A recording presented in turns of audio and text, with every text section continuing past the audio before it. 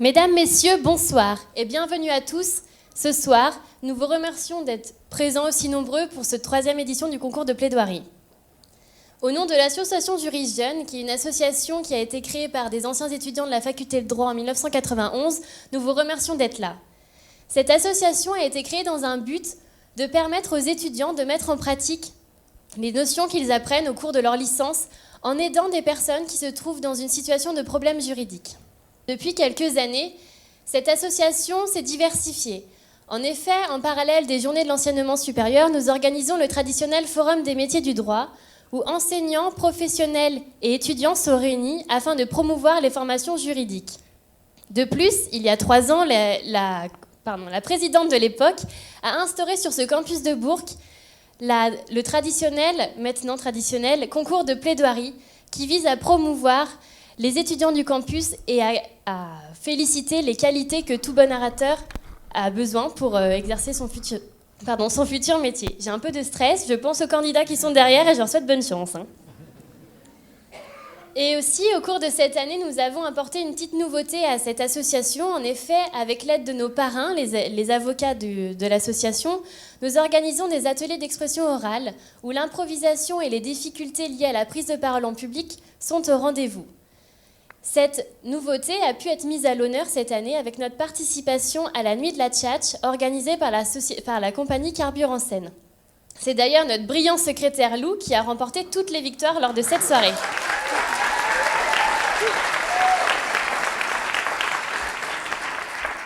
C'est donc avec un très grand enthousiasme que nous sommes fiers de représenter la vie étudiante burgienne au fil de ces associations et de ces événements auxquels nous participons afin de dynamiser et de promouvoir la vie au campus de Bourg.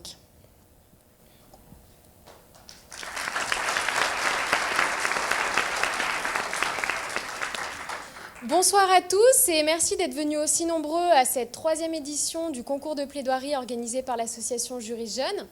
Donc le but de ce concours de plaidoirie, c'est de mettre en avant les talents d'orateurs des étudiants du campus de Bourg-en-Bresse de l'Université Lyon 3. Donc pour cela, au départ, ils étaient 20, mais ce soir, ils ne seront plus que 4. Donc ces 20 participants se sont vus offerts par l'association des cours de théâtre qui ont été dispensés par la compagnie La Lune à l'envers, que nous remercions chaleureusement.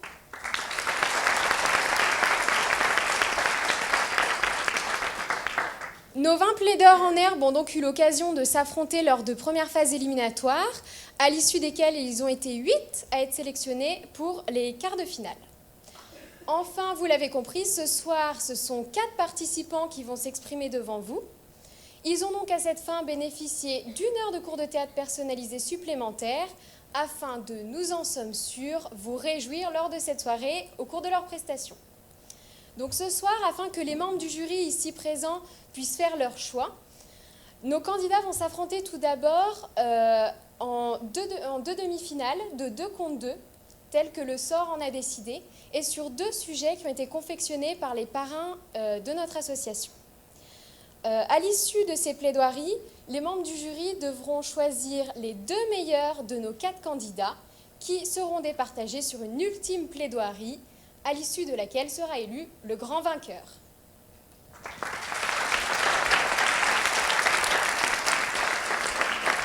Avant de vous présenter le jury, nous voudrions remercier pour leur présence Hélène Maréchal, conseillère départementale, et Cathy Bozonnet pour la mairie de Péronne.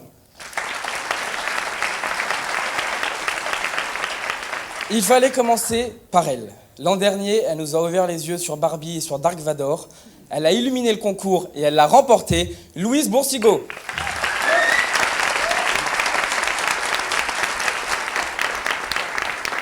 Lui aussi a marqué le concours de son talent, et c'est peu dire, Paul Refait.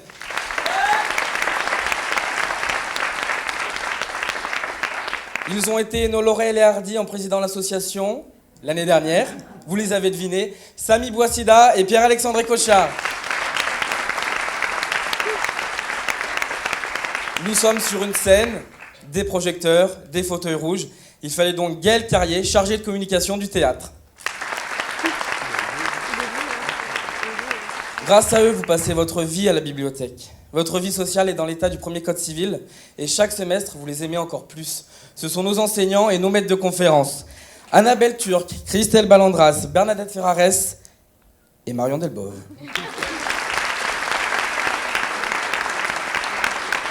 Avec les lots de ce soir, peut-être que le vainqueur accédera à la propriété. Pour cela, on a notre notaire maison et parrain de l'association, maître Mathias Fourneron. Avocats, la plaidoirie est leur fonds de commerce. Ils plaident pour la cause de leurs clients. Et ce soir, pour changer de leurs habitudes, les changer du bureau, on leur propose d'être juges. Maître Gérard Laura Tournay pour la ville de Bourg. Maître Mario Dino, Luc Parevel et Jean-François Bogue, tous trois parrains de l'association.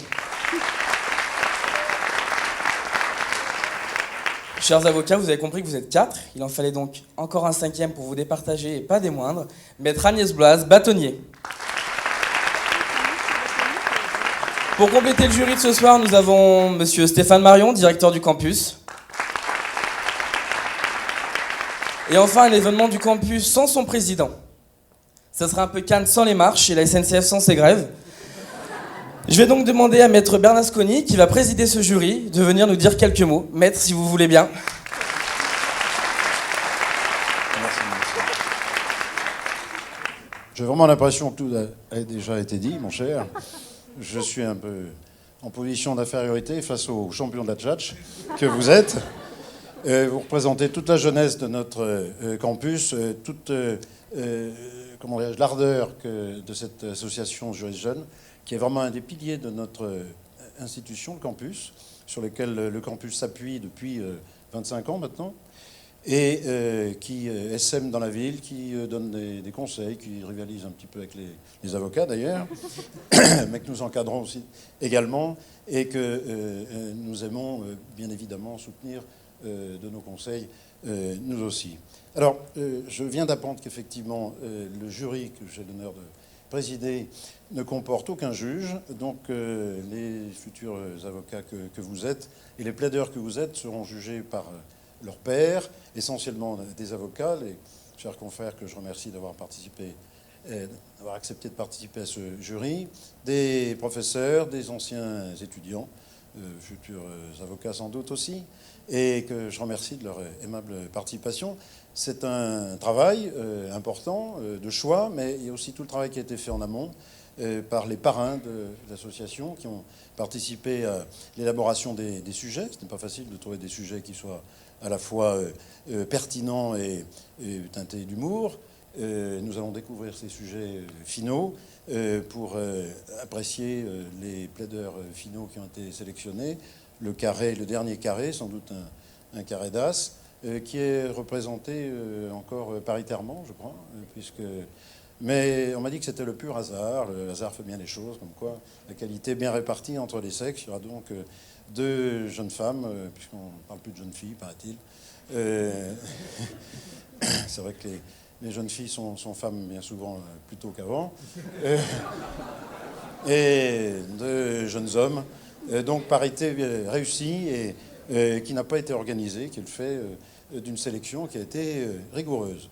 Alors, quelques mots pour excuser l'absence de notre président d'université qui avait prévu de venir et qui ne manque pas de venir dès qu'il le peut, mais qui est vraiment impérativement retenu ce soir. Il me demande de l'excuser, il est bien évidemment excusé. Je suis heureux de constater que dans ce dernier carré d'as, nous avons finalement nos 3 filières qui sont représentées, la gestion, le droit et l'histoire, ce qui est assez pittoresque, ce qui signifie que la profession d'avocat a des accès qui sont multiples. Et c'est vrai qu'aujourd'hui, elle s'est bien diversifiée. On peut avoir des gestionnaires, on peut avoir des historiens, plutôt portés sur le pénal, et puis des juristes purs et durs, tels qu'ils sont pour la plupart.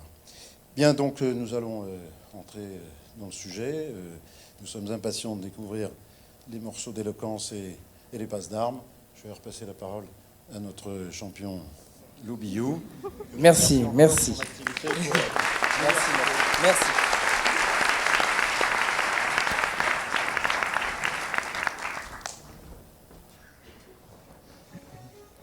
Mesdames, Messieurs, merci d'accueillir sous vos applaudissements Arnaud.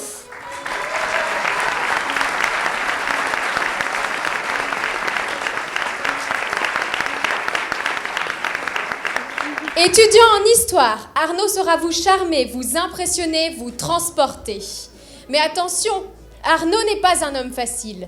En effet, il nous a affirmé détester les épinards, les endives au jambon et que les gens marchent rapidement derrière lui.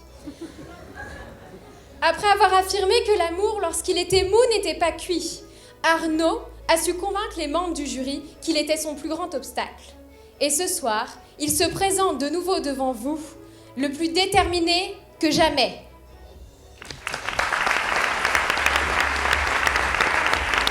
Pour le plus grand plaisir de ces demoiselles, pour les plus grandes jalousies de ces messieurs, voici Johan.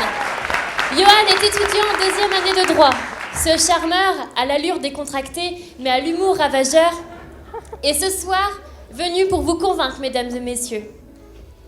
Alors qu'il a défendu la cause du jardinier, qui n'est pas un assassin seulement parce qu'il sabote une pelouse, Johan a su vous emporter avec sa plaidoirie, démontrant que celui qui parle à cœur ouvert est souvent invité à se taire.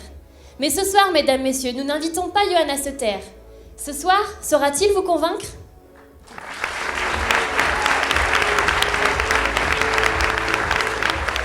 Le hasard a voulu que la parité soit parfaitement respectée, comme vous l'avez dit, maître Bernasconi. Arnaud et Johan ont la chance d'avoir à leur côté Margot.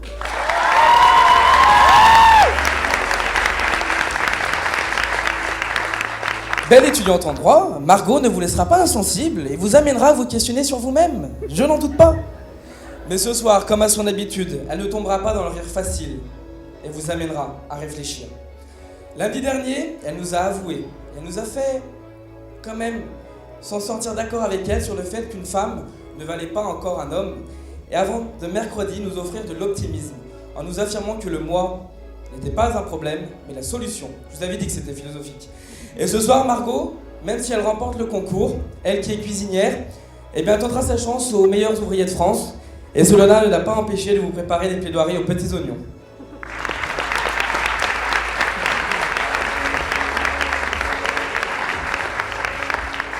Et enfin, sous vos yeux ébahis, se présente ce soir Lauriane.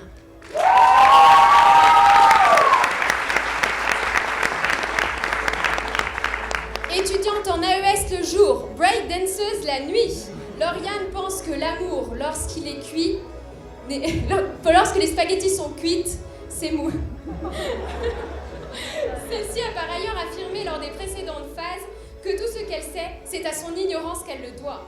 Jolie, souriante, avec un sens de la répartie à toute épreuve, Lauriane ne fera qu'une bouchée de ses concurrents.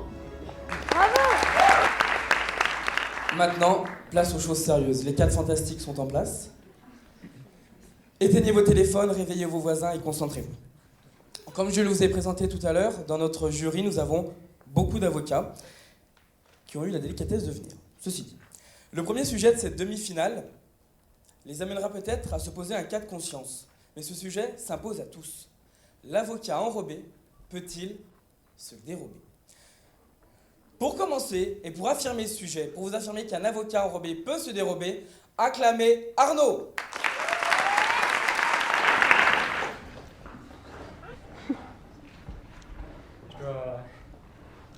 Je dois vous avouer que ce soir, je suis un peu mal à l'aise face à vous. Déjà, rien que le sujet que je dois défendre, un avocat enrobé peut-il se dérober ? Enfin, qui a eu l'idée de demander à un historien comme moi de défendre des avocats ?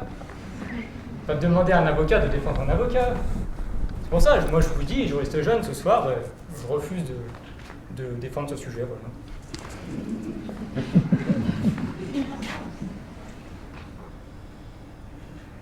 Hein ?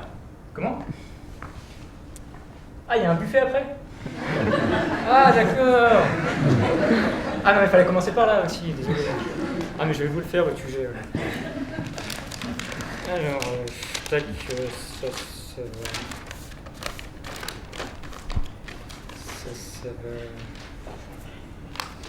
Ça va là, je crois. Là, c'est bon. Tac, voilà. Alors, mesdames...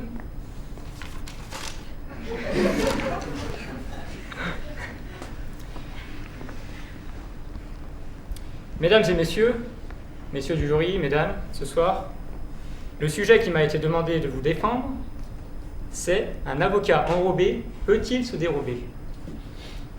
Alors c'est vrai que je reconnais que le sujet n'est pas forcément simple. C'est pour ça que j'ai tout d'abord essayé de le définir.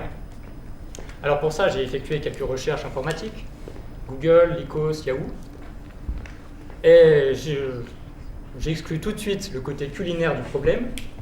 Un avocat, on peut le dérober, le manger et puis s'en faire une salade. Mais ça, c'est nul. C'est pas ça le sujet qui nous intéresse. Alors j'ai fait des recherches un peu plus poussées quand même. Je suis allé du côté de la bibliothèque universitaire de Bourg-en-Bresse, que vous connaissez peut-être. Je suis allé du côté consacré au droit. Et là, j'ai appris qu'un avocat, ça porte une robe. Alors oui, d'ailleurs c'est marrant parce que quand j'étais petit, je pensais que les avocats c'était comme les infirmières, qu'ils étaient tout nus en dessous. Du coup j'ai appris que non. Mais revenons là où ça nous intéresse. Donc du côté vestimentaire du sujet, un avocat enrobé, il peut se dérober. Je sais pas, il a chaud, la canicule, tout ça.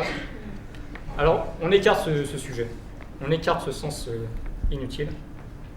Prenons par exemple Obélix. Obélix, il est un peu enrobé. Bon, si on a un avocat qui est un peu enrobé comme Obélix, je ne doute pas qu'il puisse passer par la porte, se dérober. Au pire, on le pousse un peu. Alors écartons mais ces interprétations, mais complètement, mais sans intérêt, c'est vraiment trop simple, sinon j'aurais déjà gagné ce soir. Alors moi, je vais vous donner l'interprétation sérieuse du sujet. Alors j'ai réfléchi, et pour moi, un avocat enrobé, c'est-à-dire qui porte sa robe dans l'exercice de ses fonctions, est-ce qu'il peut se dérober? C'est-à-dire, est-ce qu'il peut fuir ses responsabilités? Je pense que beaucoup d'entre vous dans la salle diront « Mais non, l'avocat, il ne doit pas fuir ses responsabilités, il doit défendre la veuve et l'orphelin. » Eh bien moi, je vous dis que si, l'avocat, il peut et il doit se dérober dans certaines situations. Et c'est ce que je vais vous prouver ce soir. Alors c'est là en fait qu'on diverge de point de vue entre un avocat et un historien. C'est par exemple, si je devais vous parler des enfers, je vous décrirais le diable, je vous ferai l'histoire socio-culturelle de Lucifer, l'analyse des courbes des âmes, mais je ne ferai pas de jugement de valeur. Je ne défendrai pas et j'accuserai pas le diable. Alors que l'avocat, du moment qu'il est payé, lui, il va se faire l'avocat du diable. Et si je prends par exemple les nazis, parce que les nazis c'est l'exemple type de méchanceté. Le procès de Nuremberg, peut-être que certains d'entre vous connaissent, là où les dignitaires nazis ont été jugés. Les dignitaires nazis, ils avaient droit à un avocat choisi ou commis d'office. Mais est-ce que vous, parmi vous, vous les auriez défendus? Pour moi, dans cette situation, l'avocat devrait pouvoir se dérober à ce genre de procès. Et je sais que parmi vous, vous êtes beaucoup à être indignés de tous ces criminels qui échappent à la justice. Parce que justement, l'avocat les défend bec et les ongles. Il ne se dérobe pas à cette affaire. Pourtant, les preuves sont là, il est coupable. Mais l'avocat, lui, va le défendre. Et je vais prendre un sujet un peu plus d'actualité, parce que peut-être parmi vous, vous n'avez pas tous suivi vos cours d'histoire. Alors, un sujet contemporain et d'actualité que vous connaissez tous. L'avocat belge Sven Mary, défenseur du terroriste Salah Abdeslam, je ne comprends pas. Pourquoi il défend l'indéfendable? Il devrait vraiment pouvoir se dérober à ce genre de situation. Et maintenant, j'aimerais m'appuyer vraiment sur une base écrite, parce que c'est ce qu'on fait les historiens, nous. On va chercher les sources écrites, on veut du solide. Alors je suis allé chercher du côté du code de déontologie des avocats, et je l'ai lu. Et je vais vous en faire je vais vous le citer ce soir. Donc, je suis obligé de prendre mes notes parce que c'est perché. Alors l'avocat, ce qu'il convient de faire ou de ne pas faire pour l'avocat, c'est le serment qu'il prête. Je vous le cite, 2 points. Je jure comme avocat d'exercer mes fonctions avec dignité, conscience, indépendance, probité et humanité. Et c'est pas fini. L'avocat exerce dans l'honneur, la loyauté, le désintéressement, la confraternité, la délicatesse, la modération et la courtoisie. Et c'est pas fini.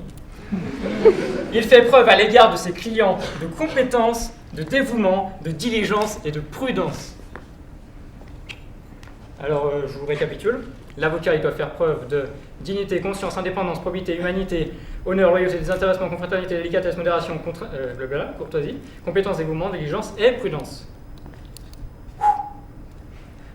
Alors, je ne sais pas qui a écrit ça, ou ce qu'il avait pu avant d'écrire, mais pourquoi tu ne rajoutes pas non plus courageux, créatif ou marrant? Alors là, en fait, où je veux en venir, sous ces airs un peu comiques, c'est que dans ce code des déontologies que tous les avocats doivent suivre, il n'y a aucune mention que l'avocat enrobé ne peut pas se dérober. Et oui, c'est écrit, c'est pas moi qui l'ai écrit.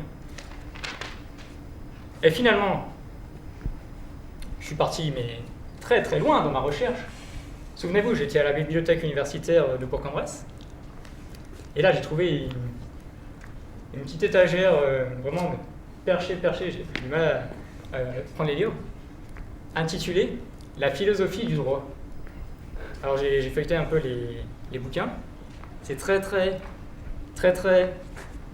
intéressant. Et je pense que c'était peut-être que j'en lirai un, si je m'ennuie, dans mon jacuzzi. En fait, mais j'ai lu quand même. Et j'ai appris que de nombreux philosophes du droit se sont posé la question, un avocat enrobé peut se dérober? Et là, je rejoins mes amis philosophes, tels que Pierre Brunet ou Michel Villet, qui affirment un avocat enrobé peut se dérober. Et si vous me permettez maintenant ce soir, après cette présentation, j'aimerais me dérober.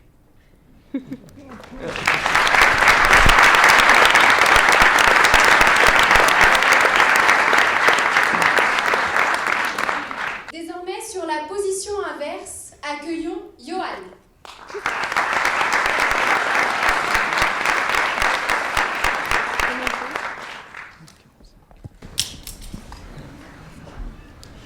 Mesdames, messieurs, bonsoir.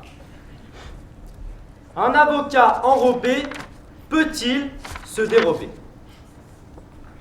Constatez tout d'abord que cette phrase comporte 7 mots. 7 mots dont au moins 3 ont 2 sens différents. Et comme nous sommes énormément aiguillés sur les sens du sujet, il nous est d'une facilité déconcertante de les traiter. Voyons tout d'abord le mot avocat. Avocat peut signifier le conseiller juridique, mais aussi le fruit. Mais nous n'aborderons pas le côté fruité de ce sujet pour plusieurs raisons. Première raison, l'avocat vient du mot espagnol aguacate, qui lui-même vient du mot aguacatl, qui signifie tout simplement, par sa forme, testicule. Ce qui dissuade n'importe qui de vouloir le dérober, le voler, sauf bien entendu un Mexicain en manque de guacamole. Deuxième raison, l'avocat est un fruit très riche. Sa simple consommation augmente votre taux de cholestérol. Il ne peut donc pas se dérober au sens de s'écarter, se cacher, puisqu'il sera encore présent dans votre corps et sera le sujet de votre prochaine dispute avec votre médecin généraliste lorsqu'il aura reçu vos analyses sanguines. Pour terminer, mesdames et messieurs, sur le fait du pourquoi est-ce que nous n'allons pas aborder ce sujet, eh bien, l'avocat... Voilà, j'ai voulu tester les limites de ma mémorisation, mais là je crois que je suis arrivé.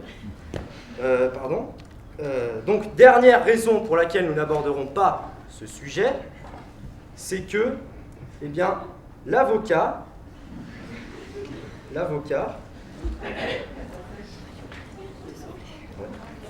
Bon, oublions, l'avocat ne peut pas se dérober, quoi qu'il arrive. Nous allons donc maintenant aborder le sujet de l'avocat conseiller juridique. L'avocat enrobé qui est bedonnant. Alors, pour aborder ce sujet, il va falloir que je prenne une illustration. D'accord? Car rien ne vaut mieux qu'une illustration pour bien comprendre mes propos. Alors, prenons un avocat qui est plutôt mince, un avocat filiforme. S'il souhaite se dérober, se cacher, se mettre sur le côté, il lui suffit de revêtir sa robe, de trouver une paire de rideaux dans la salle, de se positionner au milieu, et il se sera fondu dans le décor. L'avocat peut donc se dérober. Mais l'avocat bedonnant. Si, prenons un grand avocat que nous connaissons tous, l'illustre avocat, notre maître à tous, qui a réussi à défendre Dark Vador et à le faire acquitter, je veux bien sûr parler de maître Dupont-Moretti, qui est un avocat bedonnant. Eh bien, si à son tour, il souhaite se dérober, il va se heurter à deux problèmes. Le premier problème est que sa silhouette arrondie ne correspondra pas du tout au segment linéaire des rideaux. Deuxième problème, lorsqu'il se positionnera au milieu des rideaux, il risque tout simplement d'être plus large que la fenêtre. L'avocat enrobé ne peut donc pas se dérober. Mais, mesdames et messieurs, un peu de bon sens. L'avocat, qu'il soit enrobé ou qu'il ne soit pas enrobé, il ne peut pas se dérober. Le pauvre n'a pas fait 6, 7 ou même 8 ans d'études. Il n'a pas gagné 7 années consécutives le concours de plaidoirie pour se dérober. Il ne va pas se mettre à l'écart, alors que le seul moyen de se faire de la clientèle est de se montrer. Il ne va pas non plus se soustraire à une menace, car c'est le troisième sens de se dérober, se soustraire à une menace. Car l'avocat, le bon avocat, est la menace pour la partie adverse. Vous voyez donc bien que l'avocat ne peut pas se dérober. Envisageons maintenant l'avocat enrobé, recouvert d'une enveloppe. Ce terme est plutôt utilisé pour les produits pharmaceutiques ou pour les friandises, mais vous aurez bien compris que enrobé est une référence à la robe de l'avocat. Même si je dois bien l'avouer, certains avocats bedonnants, lorsqu'ils ont leur robe, ressemblent plus à des bonbons réglisse qu'à de véritables avocats. Poursuivons.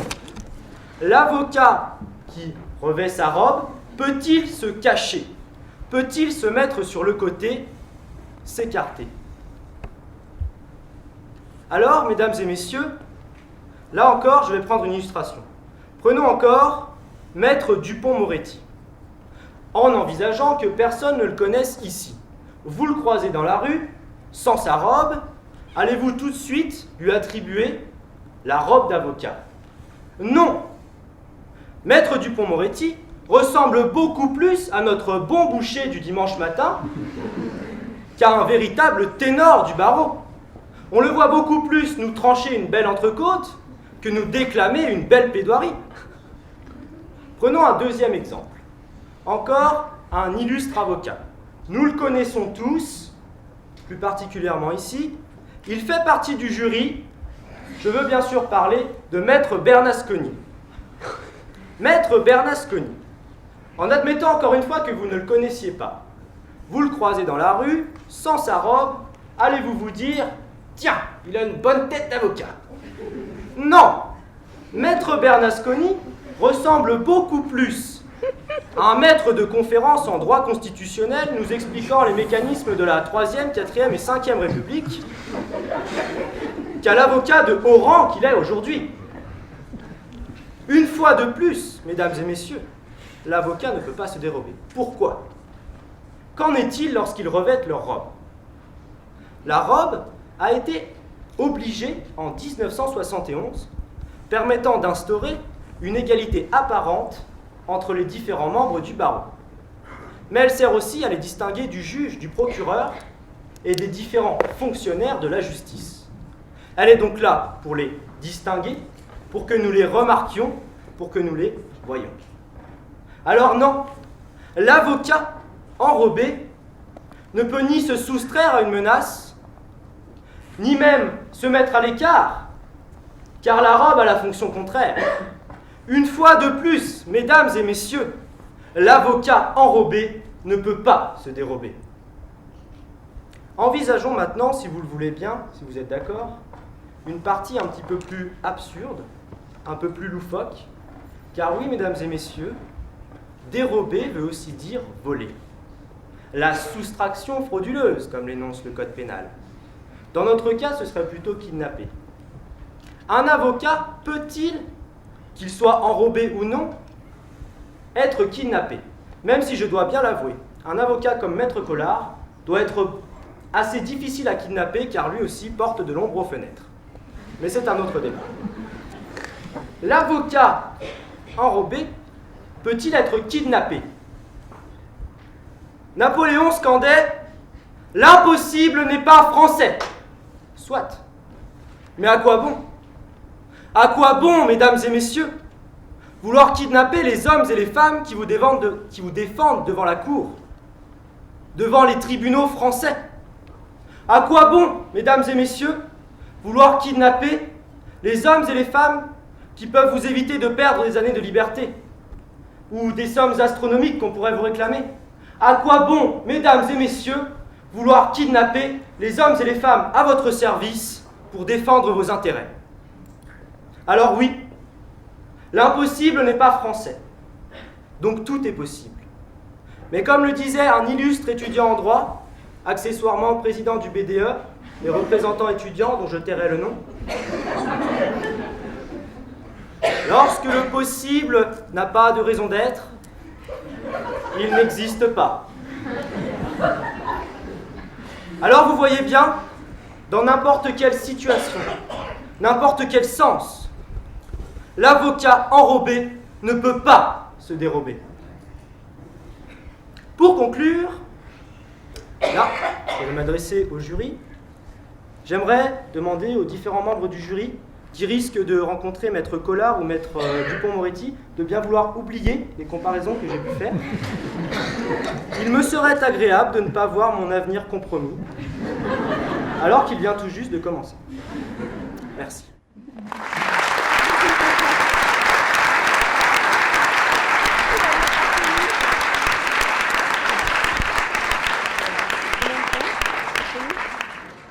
Maintenant, passons au deuxième sujet de la soirée. À l'heure où les études supérieures ont le vent en poupe, où les réseaux sociaux dominent le monde, le Becherel serait-il dépassé? Mais ce soir, mesdames, messieurs, vous avez deux jeunes femmes de qualité qui vont argumenter sur le sujet orthographe F ou orthographe PH. Alors merci d'accueillir Margot qui va plaider le pour.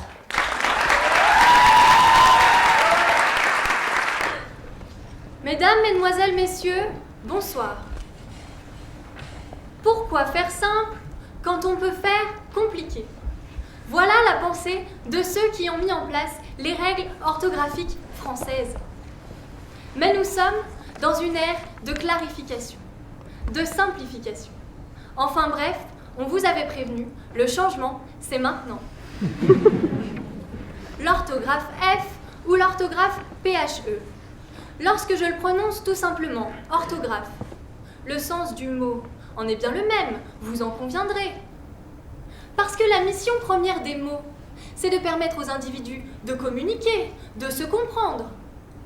La mission première des mots, c'est de créer un lien entre les protagonistes. Alors pourquoi, je vous le demande, mettre en place des règles visant à entraver cette communication? Car lorsque vous recevez une lettre pleine de fautes d'orthographe, vous ne vous focalisez pas sur l'idée que votre interlocuteur veut vous transmettre. Vous vous focalisez sur son manque d'éducation. La simplification de l'orthographe, c'est donc remettre à sa juste place l'importance des mots, qui est dans sa signification et non dans sa retranscription. Alors normalement, on dit que l'exception confirme la règle. Dans la langue française, il y a tellement d'exceptions que nous n'en connaissons plus la règle. Avant, on expliquait aux enfants l'origine des règles et des mots. Maintenant, par souci de rapidité, nous ne procédons plus à un tel enseignement. Et forcément, les enfants, sans comprendre le pourquoi du comment, ne peuvent assimiler ces règles. Je me permettrai en effet de mettre en lumière toute cette nouvelle génération qui se rit de la simplification de l'orthographe en modifiant le sens de certaines phrases. Ce sont pourtant eux qui ont inspiré cette simplification. Eux qui ont créé le langage SMS, le verlan, les abréviations à n'en plus finir. Eux qui ont oublié que le mot grammaire s'écrit avec 2 M et qui ne peuvent accorder une phrase dès que le verbe avoir s'y trouve. Car c'est aussi ça l'orthographe. Ce ne sont pas que quelques mots à simplifier, c'est tout un système à modifier. Conjugaison et grammaire ne peuvent se distinguer de l'orthographe, ils ne font qu'un.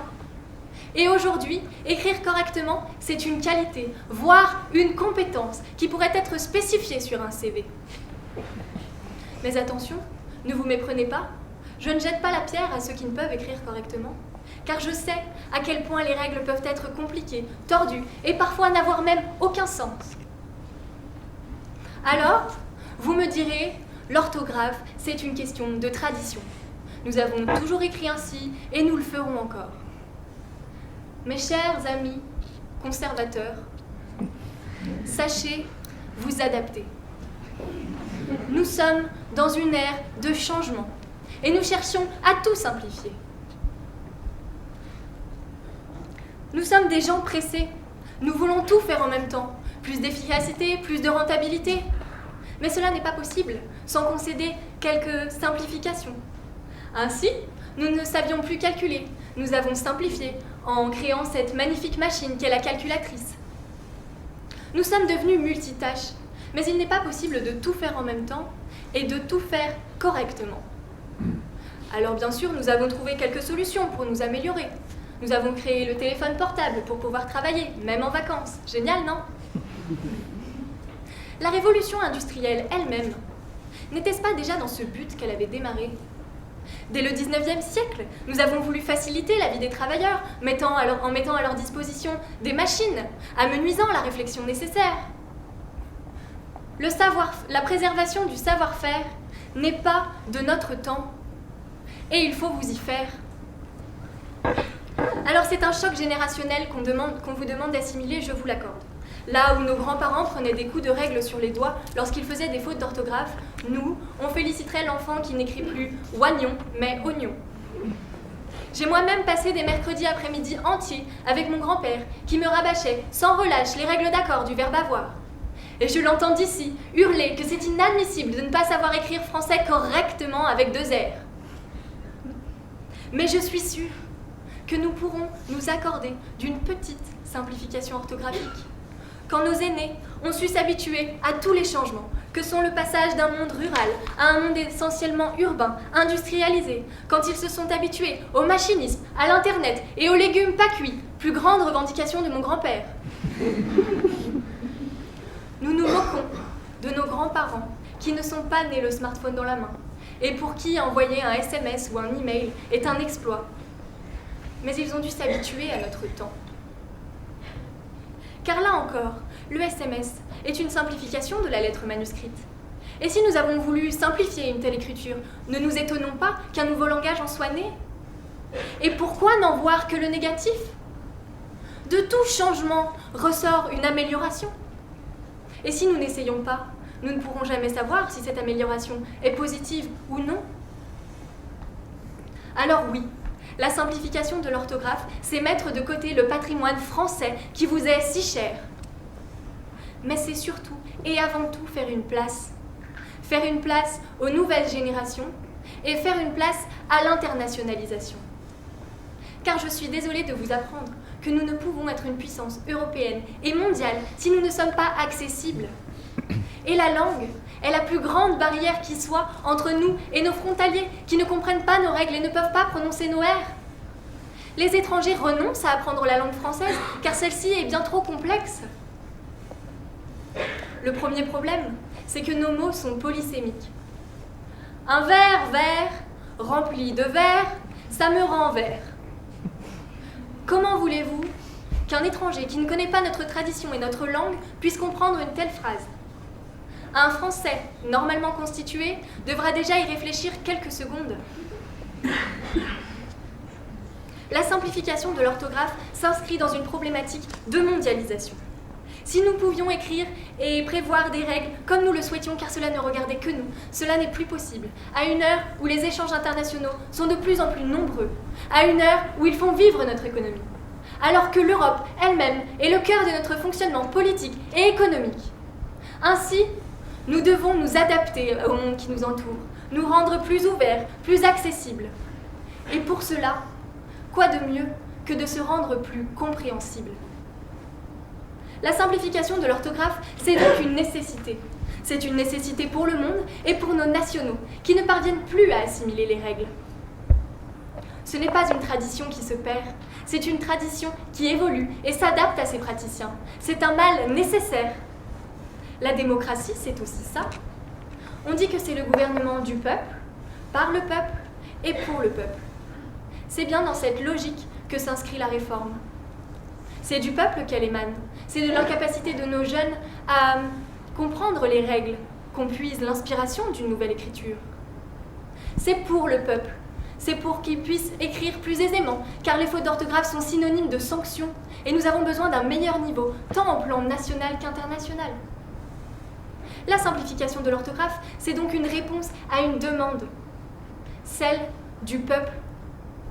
C'est donc une dynamique démocratique que de mettre en place une telle réforme. Vous l'aurez compris, la réforme de l'orthographe a donc un caractère économique et politique. Et j'irai même plus loin. J'irai même jusqu'à dire qu'elle serait source d'emploi dans notre pays. Car cela suppose le paramétrage de tout notre système informatique de correction orthographique. Cela suppose la réimpression de nombreux livres d'orthographe. Le Becherel, vous vous en souvenez tous. Cela suppose de former ceux qui, à leur tour, formeront. En bref, un engrenage économique dont nous pourrions tirer profit dans une période comme la nôtre. La simplification de l'orthographe, croyez-moi, ne va pas vous déboussoler. Après tout, ce n'est qu'une question d'habitude. De tout changement, il faut s'adapter et s'habituer. Nous l'avons jusqu'alors toujours fait. Pourquoi douter de nos capacités? Les enfants, dans 10 ans, écriront leçon d'orthographe F sans même savoir qu'un jour on l'écrivait PHE. Et oui, c'est aussi ça l'évolution, c'est savoir avancer sans se retourner. L'ère dans laquelle nous nous inscrivons est une ère qui souhaite faciliter la vie de l'homme, la rendre plus agréable. Et dans cette logique, vous me direz que la simplification de l'orthographe n'est pas une priorité. Et cette fois, vous aurez raison, car je crois que d'abord, il faudrait procéder à une simplification, celle des mathématiques. Je vous remercie de votre attention.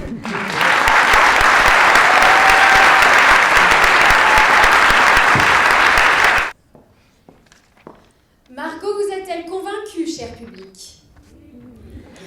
Maintenant, applaudissez Lauriane qui défendra le contre sur ce même sujet.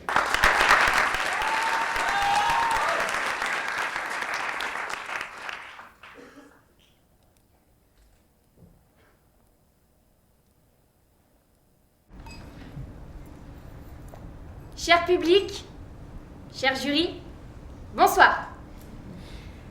Orthographe ou orthographe? Telle est la question. Ma tâche est bien compliquée de vous convaincre d'une orthographe quand celle-ci est écrite et que ma parole n'est qu'orale. Lors du début des phases éliminatoires, nous pouvions apercevoir sur des affiches l'intitulé de nos sujets accompagné de nos prénoms. Lauriane, avec un N. Je fus quelque peu réticente lorsque je vis mon prénom orthographié de 2 N. Mais bon, les prénoms n'ont pas d'orthographe, me direz-vous. Procédons donc à l'autopsie du mot orthographe.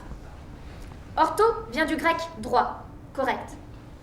Graphe signifie écriture.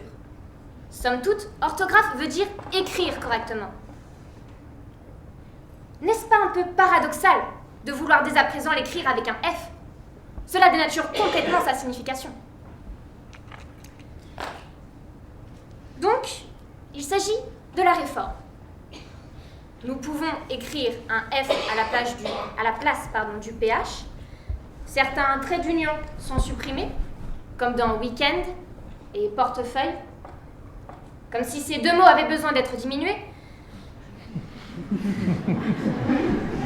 L'accent circonflexe également est supprimé. L'accent circonflexe. Sortons tous nos Kleenex pour l'accent circonflexe. Celui-ci est conservé lorsqu'il indique une nuance cruciale. Et heureusement. Imaginez-vous quelle serait l'ambiguïté si par exemple ma mère, récemment cinquantenaire, venait à écrire à ses amis du yoga « Les filles, j'ai passé un week-end extraordinaire. J'ai pu me recentrer sur moi-même et pour ça, je me suis fait un jeûne. » Se faire un jeûne jeûner, qui signifie ne pas manger de nourriture. Se faire un jeûne, qui est la consommation d'une autre nourriture. Ou bien encore, lorsque j'écris à mon père le sujet, pour savoir ce qu'il en pensait. Il m'a répondu, de toute manière, l'accent circonflexe, il ne servait à rien. Je lui ai alors répondu, t'es sûr ? Il m'a répondu, le canapé, pourquoi ? Là encore, j'avais omis l'accent circonflexe sur le « C'est donc pour ce détournement de sens, pour cette ambiguïté, que l'accent circonflexe est conservé. Des rumeurs ont également couru sur le fait que le fait d'ôter l'accent circonflexe serait un moyen comme un autre pour alléger le chômage. À qui profite le crime ? En tout cas, on m'a confirmé de sources sûres que les anges de la télé-réalité n'avaient rien à voir dans cette réforme. À qui la faute ? Il y en a certains tout de même, je pense, à qui la réforme a fait plaisir. Hein. Je pense notamment à un certain joueur de foot du Bayern, pour ne pas le nommer. Je pense que ça l'a marqué. Ensuite, il y a énormément de gens qui ne se sentent pas du tout concernés par la réforme, car à défaut de main, l'orthographe ne leur sert point. Donc, comme je le disais, avec cette nouvelle réforme, nous pouvons écrire pharmacie avec un F, tout comme nénuphar. Nous avons amputé le I à oignon. On aura de quoi pleurer maintenant. Et puis quoi ? Mais que font les autorités ? Mais où est donc Ornicart ? Notre langue étant de racines latines. Renier notre orthographe, n'est-ce pas renier nos racines ? L'orthographe, c'est notre patrimoine culturel, partagé. Cette orthographe qui nous a été si dur d'apprendre, de par ses dictées, ses rédactions, ses dissertations. Combien de doigts brisés sous ces règles de fer ? Combien d'élèves contraints à rester en classe, à copier des lignes et des lignes de mots ? Combien d'élèves, d'étudiants qui n'ont jamais eu la moyenne à cause de ces 2 points d'orthographe ? Je vous le dis, l'orthographe nous a rendus forts. L'orthographe nous a permis de nous élever. L'orthographe nous a permis d'être solidaires. Alors restons forts face à ce nivellement vers le bas.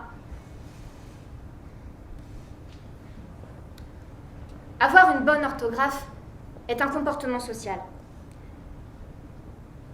On peut tolérer une orthographe incertaine dans les lettres privées, les SMS comme disent les jeunes. Mais si on fait une faute dans le milieu professionnel, on risque d'être mal jugé. L'orthographe nous donne une image de soi. Qui, parmi vous, n'a jamais trouvé cela jouissif de faire remarquer une faute d'orthographe à un professeur, le faisant ainsi descendre de son piédestal auquel il remontera pour vous annoncer les notes de partiel. Alors oui, c'est aussi simple pour les étrangers, car la langue française est compliquée, pour la grammaire, pour l'orthographe. Mais pourquoi veulent-ils apprendre le français ? Pour sa beauté, pour sa phonétique, pour nos valeurs, pour nos traditions. Lorsque j'étais à Erasmus, on me disait souvent « Ah, tu parles français ? J'adore, j'aimerais tellement parler français. Pour moi, c'est la langue de l'amour. la langue du romantisme. C'est la Tour Eiffel, Jean-Paul Gaultier. Voulez-vous une baguette?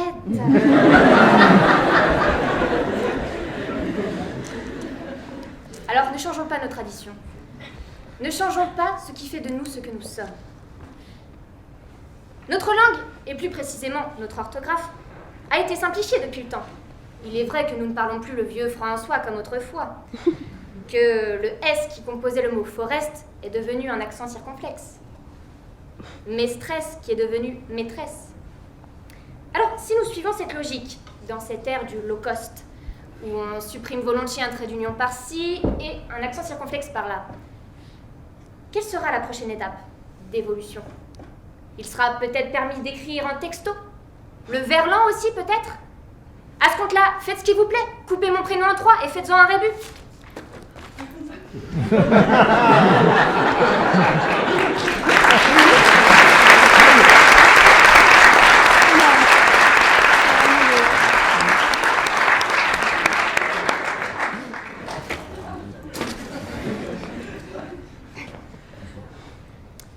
C'est donc à travers cette plaidoirie que j'ai voulu vous montrer toute l'incohérence de ce changement.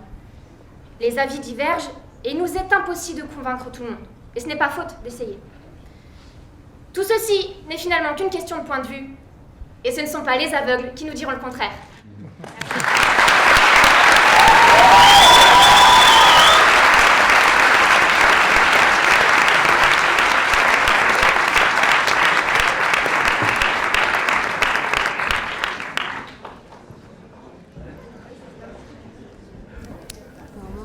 Merci Lauriane et merci à vous trois pour cette demi-finale de qualité. Vous l'avez compris, pour 2 de nos candidats, le concours va continuer et ils remporteront peut-être le concours, la voiture, le voyage, leur licence, qui sait. Non mais c'est sérieux, Maître Bernasconi me l'a dit, il y aura une voiture. La sienne d'ailleurs. Vous poserez les clés là en partant. Nous demandons donc, pour choisir ces 2 personnes, au jury de bien vouloir se retirer pour délibérer. Je vous laisse suivre Marina et Justine, et même dire dans l'autre sens, Justine et Marina, pour délibérer.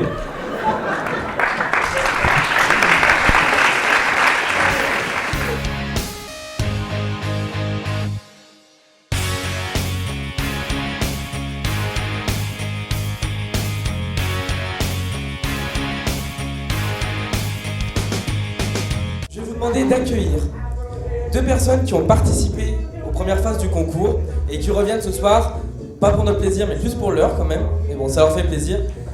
Je vous demande d'accueillir sur le sujet « Faut-il être illuminé pour briller ?» Jean-Baptiste et Benoît. Mesdames, messieurs, bonsoir. C'est un véritable honneur pour moi d'être présent ce soir et de pouvoir plaider ma cause devant vous. On m'a proposé ce sujet qui m'a laissé pensif. J'ai beaucoup réfléchi. Faut-il être illuminé, oui ça m'arrive, pour briller? Alors, je vais peut-être vous paraître un petit peu ennuyeux et barbant, mais ma formation de juriste m'oblige à vous définir les termes du sujet. Et à vous. JB, ça va? Bien toi? Ah, qu'est-ce que tu fais là? Eh ben, je plaide ma cause, comme tu l'as entendu. Tu plaides ta cause? Oui, Jury Jeune m'a proposé ce soir d'effectuer une plaidoirie. Faut-il être illuminé pour briller? Un peu tiré par les cheveux. Eh ben, ils nous ont eu. Ah, ils nous ont eu parce que à moi, ils m'ont dit, Benoît, tu plaideras le pour, il faut être illuminé pour briller. Ah ouais, parce que moi, ce qu'ils m'ont dit, du coup, c'est que, bon, bah, à défaut d'avoir l'élite ce soir, on les aura déjà vus, donc c'est éviter de les faire revenir, eh ben, un éliminé suffira. Eh ben, moi, un illuminé suffira. Ah, bah, comme ça, parfait. Donc, ce qu'on va faire, c'est que tu vas me laisser terminer tranquillement. Ça va pas être possible, par contre. D'accord. Parce que moi, je suis là, il y a le public qui sont là pour moi. Vous êtes là pour moi? Je suis désolé, mais je vais devoir un peu m'imposer. Tu vois, c'est à moi. Et est-ce que tu peux m'expliquer la raison de cet accoutrement? Accoutrement, une tenue, ça. Ah, ouais, c'est brillant. En fait, non, mais c'est là, en fait, je vais t'expliquer. C'est ma copine, elle m'a dit... Oui, ma copine. Laquelle? Ah, laquelle? Ah, d'ailleurs, petite parenthèse, parce que voilà, ça fait 2 semaines que le concours de plaidoirie a commencé, hein, et je me traîne ce petit boulet, même ce gros boulet derrière ma jambe. Oh, il l'a pas cherché. Hein. Comme quoi j'aurais des multiples copines, femmes, et je passe. Alors j'aimerais juste fermer un peu toutes ces rumeurs et vous dire qu'elle est parmi vous. Alors cherchez-la, voilà. Je ferme la parenthèse. Donc je reviens, donc en fait, c'est ma copine, elle m'a dit, écoute Benoît... Non, par contre, excuse-moi, je t'interromps juste une petite seconde. Tu comptes faire quoi pour démontrer ton point de vue, pour argumenter? Parce que c'est pas le tout de faire pipe, mais là on est censé les convaincre, ces messieurs dames. Tu veux nous faire quoi au spectacle de jonglage, majorette? Ah non, pas du tout. Maintenant je suis un show. Enfin, je chôme un peu la salle, tu vois, moi. Tu vois, aujourd'hui showman et demain au chômage. Non, mais c'est de suite, intermittent du spectacle et tout. T'as rien compris, hein? Non, vraiment. Non, moi je suis un showman. S'il faut mettre l'ambiance, comme ce soir, je vais mettre l'ambiance. Et ben voilà, il faut le faire. Tu veux le voir? Oh, on voudrait surtout pas rater ça. Est-ce que vous... C'est beaucoup. Je t'en prie. Est-ce que Bourg est là ce soir? Ils sont pas bien en forme. Il y a une semaine à l'Olympia, ils étaient plus chauds. Hein. Ah. Est-ce que Perrona est là ce soir? C'est mieux Bourg, hein. Allez, la dernière pour Bourg. Est-ce que Bourg est là? Ok, musique.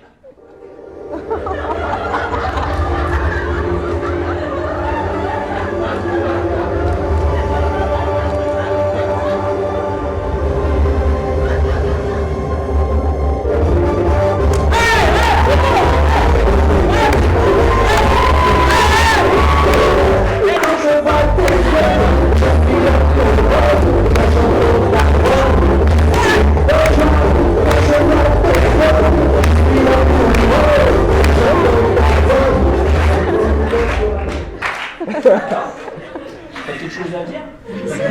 Pends-toi. Bah moi je suis brillant. D'ailleurs, c'était qui?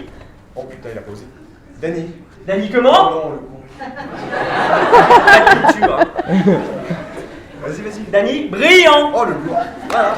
Maintenant j'ai montré au public qu'il faut être illuminé pour briller comme Danny. Okay. Danny brillant. Oui, j'ai tout compris. D'accord. Donc maintenant, si vous le voulez bien, messieurs, dames, après cet interlude, certes amusant, mais vous en conviendrez des plus grotesques, je vais reprendre mon propos là où je m'étais arrêté. Donc, messieurs, dames, un peu de concentration, s'il vous plaît. Faut-il être illuminé pour briller? Évidemment, non! Non, messieurs, dames, il ne faut pas être illuminé pour briller. Cela impliquerait de dire qu'il est nécessaire de se mettre en avant, de se pavaner pour être reconnu par ses pairs, pour avoir du succès, pour que son talent soit reconnu. Ça l'amuse, il fait le pit, il faut faire attention. Donc, bien au contraire, si l'on veut être reconnu par ses pairs et pouvoir éclore au grand jour, il faut d'abord briller par son talent avant d'être illuminé. Tu comprends? Toi, parler malin. Sainte sur sainte, je reçois. Merci. Alors, donc, à ce titre, je me permettrai de vous parler de ce cher Gustave. Oh, il nous parle de son grand-père. Ah ouais, quand même. Je vais pallier au cruel manque de culture de mon camarade et contradicteur ce soir. Je parle bien entendu de Gustave Eiffel. Monsieur Eiffel, nous le connaissons tous. Qui, par son génie, son talent, a su briller. Briller, messieurs, dames. Comme moi. Ça s'arrête jamais. Hein.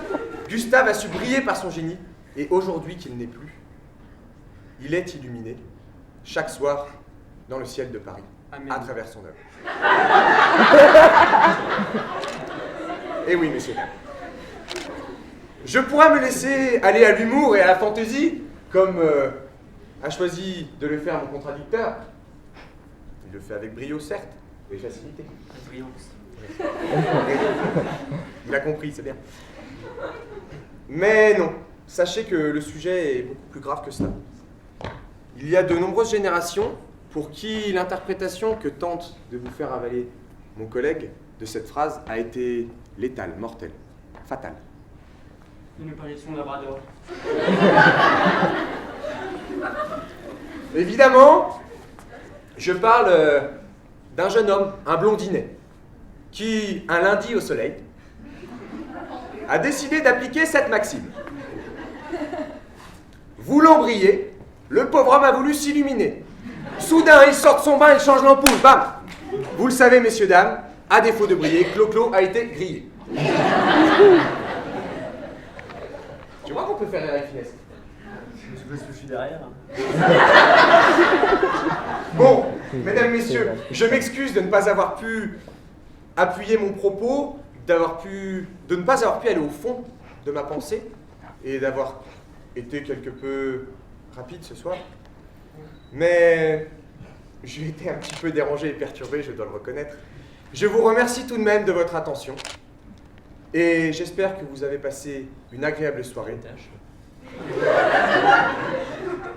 Une très agréable soirée. Pardon, la maman. Merci beaucoup et veuillez m'excuser, pardonnez-moi. Au revoir.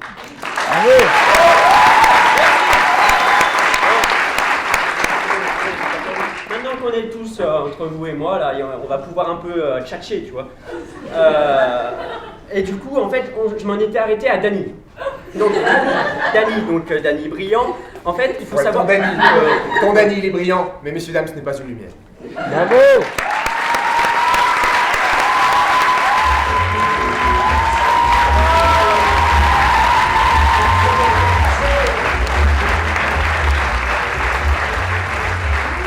Waouh, bravo à vous, JB et Benoît. Merci, vous nous avez fait bien rire. Benoît, tu rendras la veste à la vice-présidente du BDE, parce que je crois que c'est la plus sobre qu'elle est, donc tu lui rendras.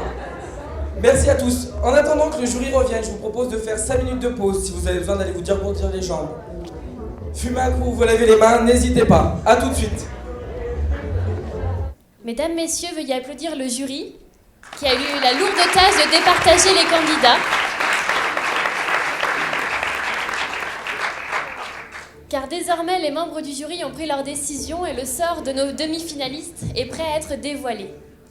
Je laisse ainsi la parole à Maître Bernasconi pour l'annonce des résultats. Eh bien, le jury... Bon, l'organe dans la profession. Le jury félicite Margot et Arnaud, mais il a choisi Lauriane et Johan.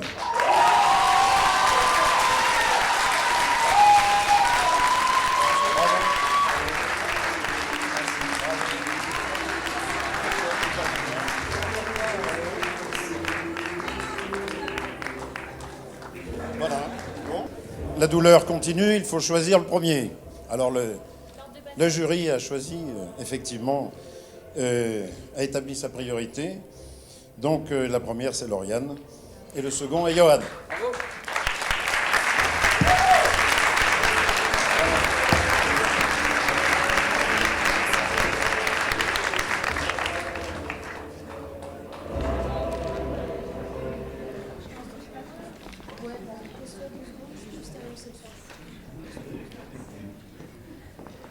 Donc à nos deux participants maintenant de nous divertir de nouveau. Alors, être scandaleux, est-ce dire aujourd'hui ce que tout le monde dira dans 10 ans? Alors Yann de nous exposer sa position et surtout de vous en convaincre.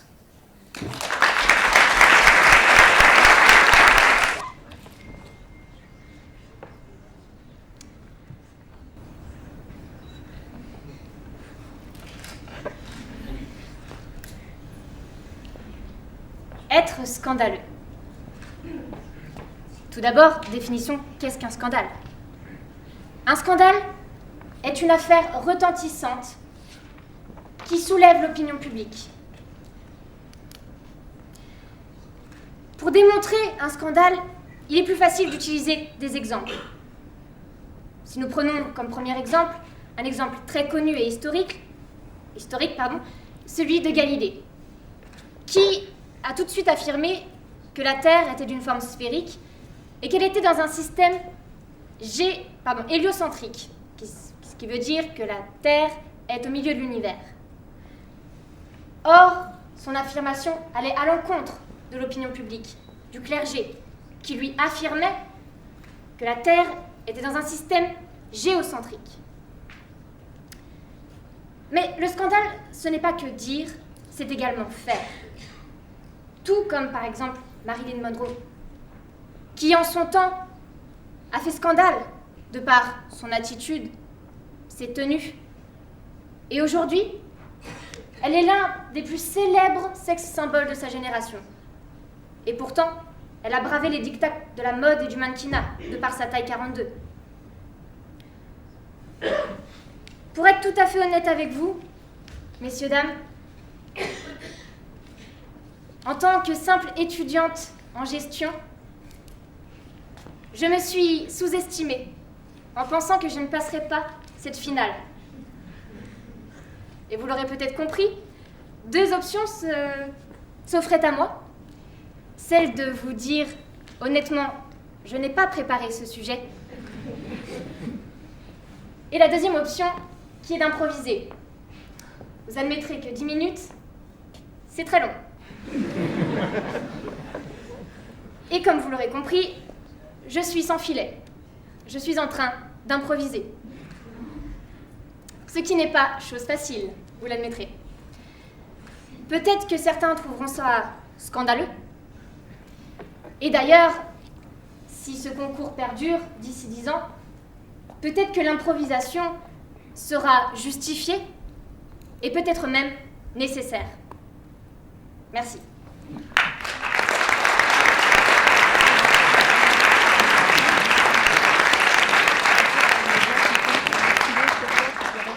Merci Lauriane. Avant de laisser la parole à Yoann, je vais me tourner vers Maître Dino. Vous qui vouliez de l'impro, vous voyez, on en a. C'est quand même magnifique. Pour ce dernier round de ce soir, applaudissez Yoann.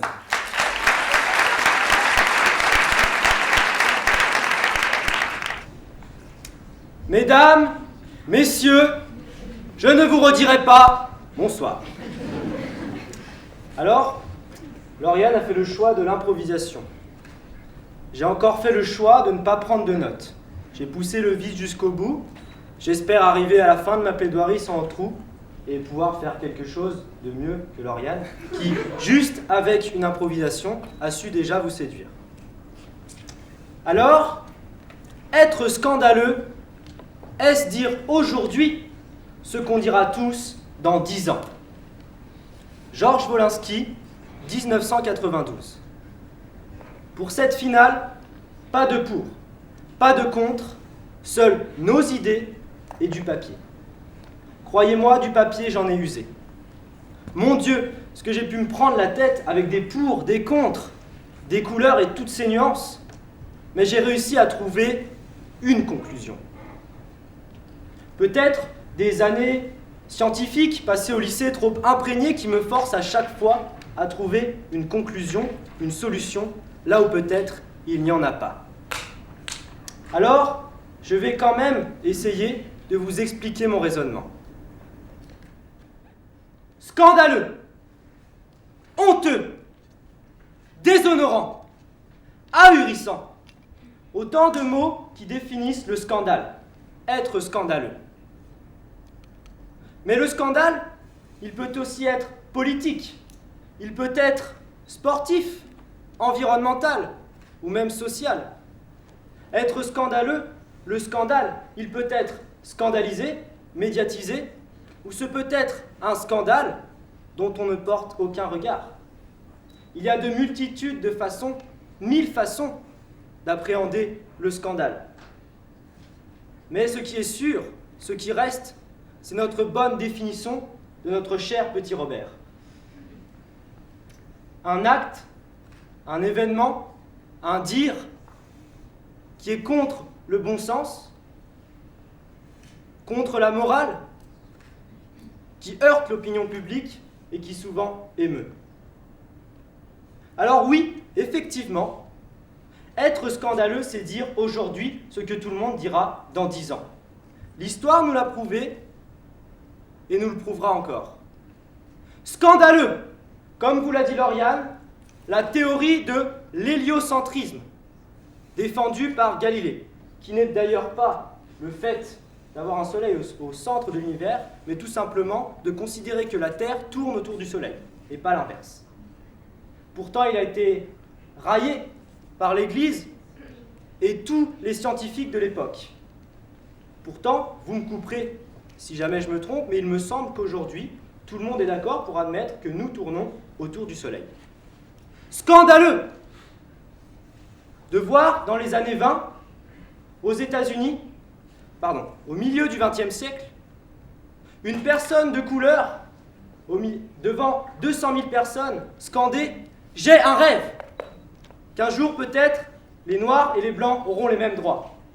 Pourtant, aujourd'hui, aux États-Unis, toute forme de ségrégation est prohibée. Scandaleux de voir dans les années 30 en France quelqu'un dire « Éventuellement, les femmes pourraient voter ». Pourtant, aujourd'hui en France, il y a de plus en plus de femmes en politique et on ne voit pas un suffrage qui se passerait d'elles.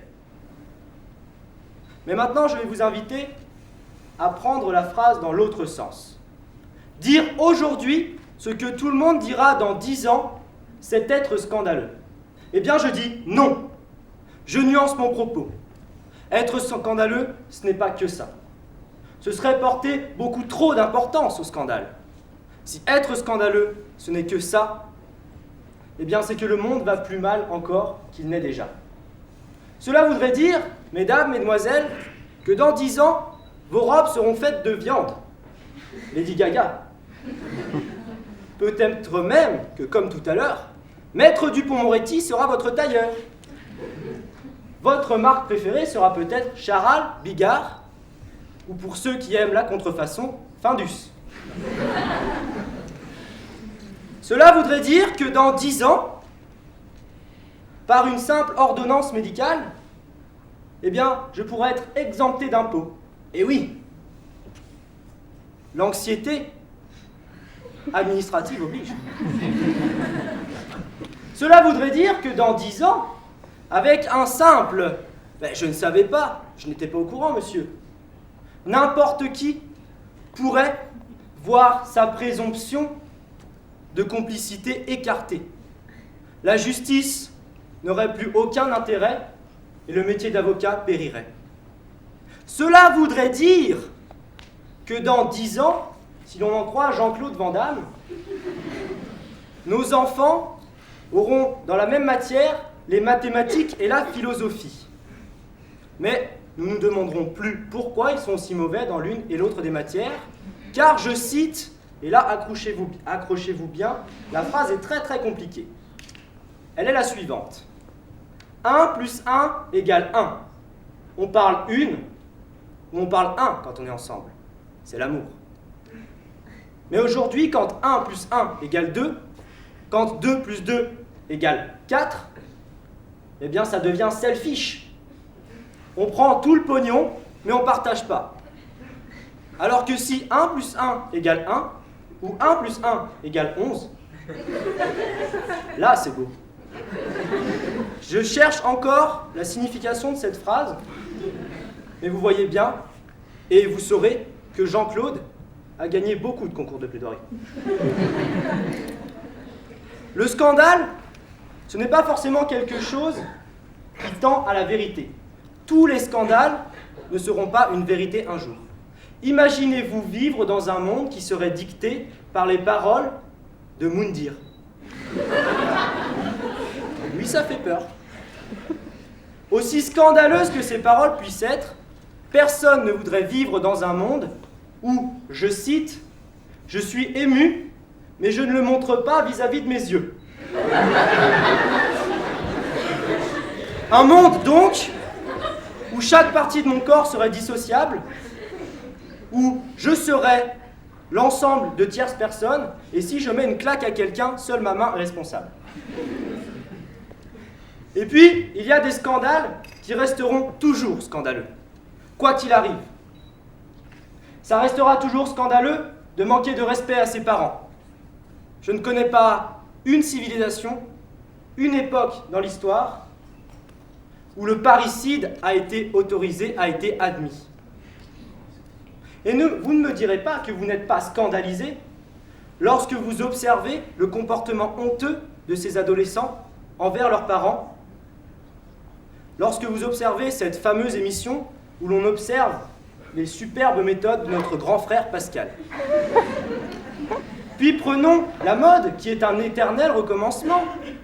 Où qu'en soit la mode, Christina Cordula vous expliquera volontiers que c'est grand décolleté pour petite poitrine et petit décolleté pour grosse poitrine. Et ça, où qu'en soit la mode, ça restera toujours vrai. L'inverse sera toujours scandaleux. Et puis, il y a des scandales qui sont tellement scandaleux qu'on refuse de les admettre. Même si un jour ils sont avérés, eh bien, nous continuerons à cultiver ce qui était avant. Et ils ne seront jamais les dires de chacun. Prenons l'exemple de Molière. Un doute énorme plane au-dessus de ses écrits. Molière n'aurait pas écrit toutes ses pièces. Ce serait un scandale de voir que notre plus grand dramaturge français, que le patron de la comédie française, n'est qu'un charlatan.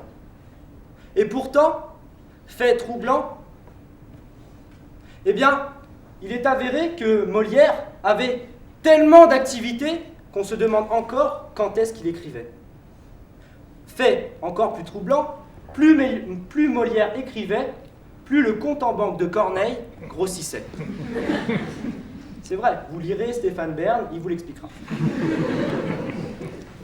Alors, mesdames et messieurs, vous voyez bien que être scandaleux, ce n'est pas uniquement dire aujourd'hui ce que tout le monde dira dans 10 ans. Quoi qu'il en soit, le scandale restera toujours intéressant. Cela permet de voir les diverses opinions de chacun. Et puis, scandaleux ou pas, quelqu'un qui dit aujourd'hui ce que tout le monde dit dans 10 ans n'est rien d'autre qu'un médium. Alors, mesdames et messieurs, j'espère, I hope,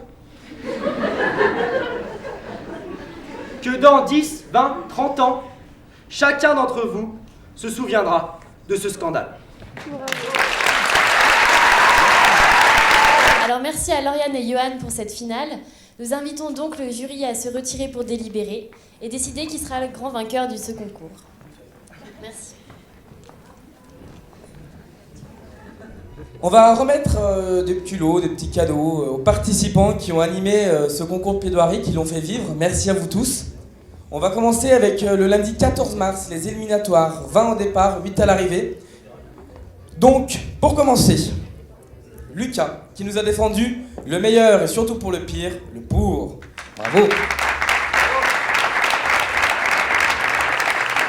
Ensuite, Bastien, avec le sujet « Mieux vaut-il avoir l'air conditionné que l'air stupide ?»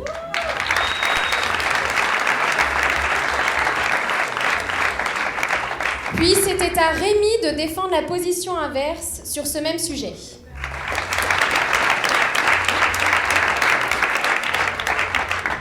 Benoît, alias le sac isotherme, qui nous a descendu qu'un jardinier qui sabote une pelouse est un assassin en herbe.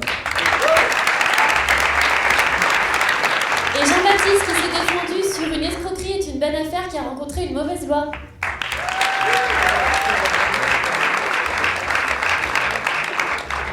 Mélissa, qui nous a affirmé que l'escroquerie n'était pas une mauvaise affaire qui a rencontré une mauvaise loi.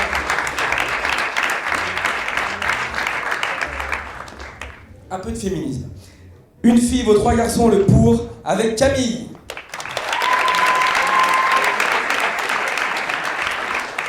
Aurélie, qui nous a montré qu'entre émouvoir ou faire rire, il fallait choisir.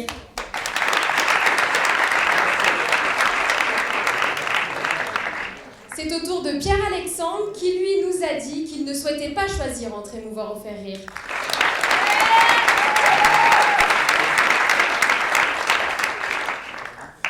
On passe dans un petit gratin un peu plus supérieur. Non, avant de passer au quart de finale, on va finir quand même les éliminatoires et j'allais t'oublier, excuse-moi.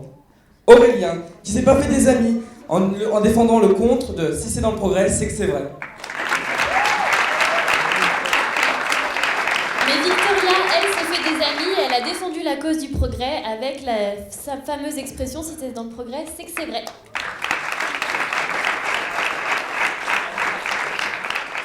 Et enfin, c'est Louise qui nous a dit que jeter un pavé dans la mare ne faisait pas relever le niveau. Mais Louise, malheureusement, n'a pas pu être présente ce soir, donc nous l'en félicitons tout de même. Bon, cette fois, les quarts de finale. Pour commencer, avec Camille, qui nous a affirmé pour le meilleur et surtout pour le pire, et ensuite qu'on ne pouvait être comique d'office. Emilien, qui après nous avoir démontré que jeter un pavé dans la mare faisait relever le niveau, a su nous toucher en nous affirmant que non, celui qui parle à cœur ouvert n'est pas souvent invité à se taire.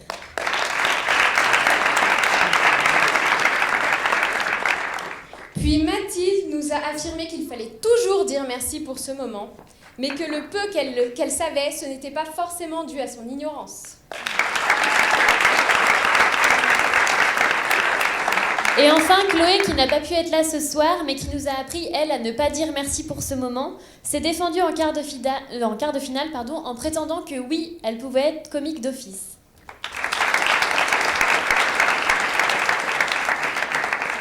Donc on va attendre ensemble le retour du jury pour savoir qui est le vainqueur de ce concours. Merci. Et merci à tous les participants.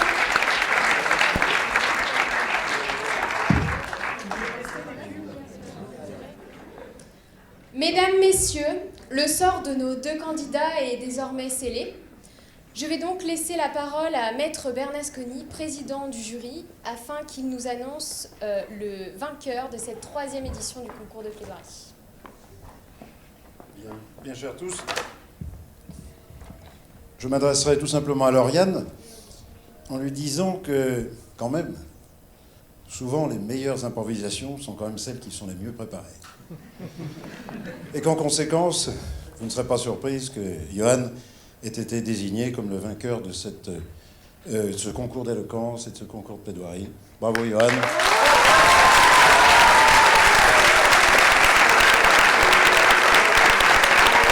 Bravo.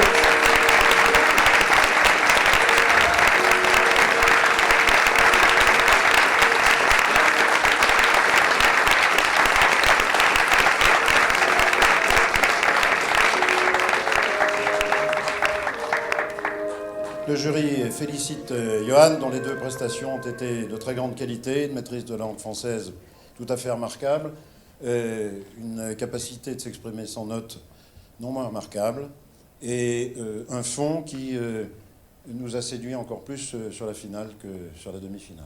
Bravo Johan.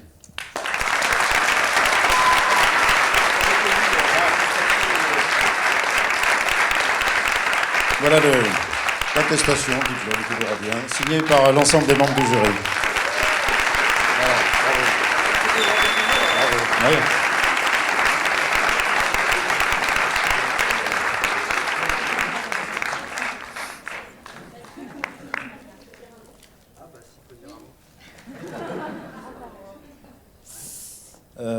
Je voudrais remercier Maître Bernasconi qui m'a été de grande source d'inspiration.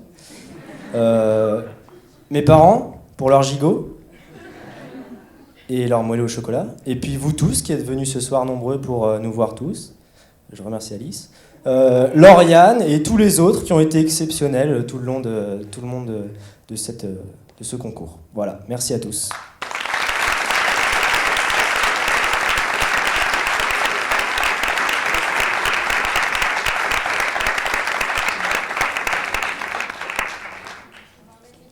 On va remettre maintenant les prix aux 4 finalistes. Maître Blois, si vous voulez bien venir nous aider dans cette tâche, venez donc.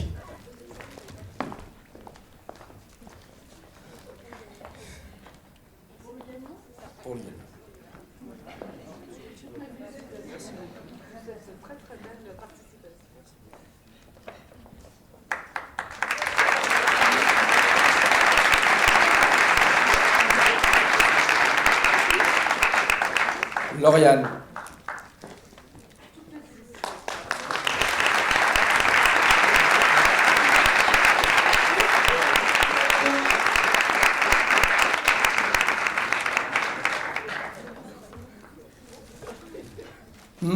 Morgane, non, pas du tout. Margot. J'avais envie de t'appeler comme je voulais, permets-moi.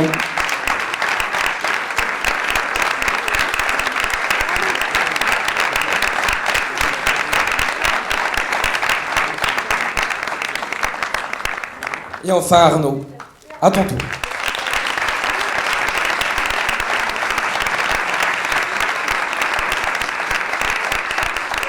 Merci maître de nous avoir aidés. Il me reste donc à vous dire quelques mots de remerciement. Bien évidemment, merci à tous les membres du jury d'avoir pris du temps et d'être venus ce soir. On peut les applaudir.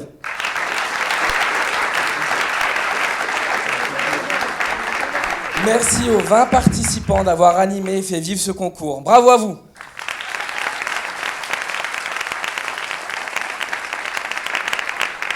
Plus qu'un merci, je ne saurais trouver les mots. À Gérard Cole et Benjamin Ziezemski de la compagnie La Lune à l'envers pour tout ce qu'ils nous ont apporté. Bravo.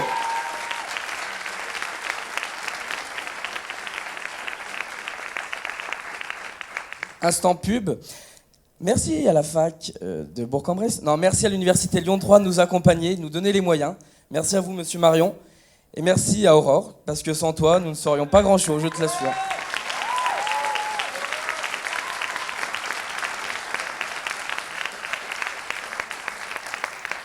On va continuer un peu la pub, hein, les remerciements, c'est fait pour ça. Merci au Centre Commerce Bourg pour les cadeaux des 4 lauréats. Merci à la Boucherie Montagna pour le merveilleux pot que je vous invite à aller déguster avec modération. Merci à toutes d'être venues et à l'année prochaine